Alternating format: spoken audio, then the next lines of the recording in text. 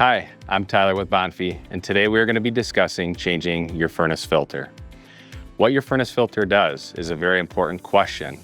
It traps dirt, debris, dust, pet fur, anything that may be in your house that's moving through your airstream.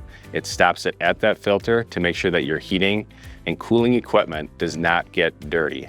There are a couple of things that you want to pay attention to when changing your furnace filter. One is the size of the filter. Making sure that it fits that box in which it is being slid into is very important to make sure that we don't get any of that dust and debris passing through into our equipment, which we are trying to protect and keep clean.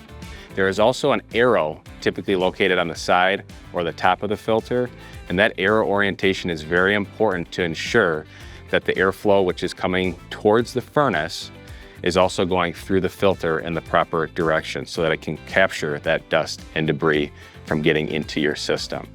Changing these furnace filters is easy.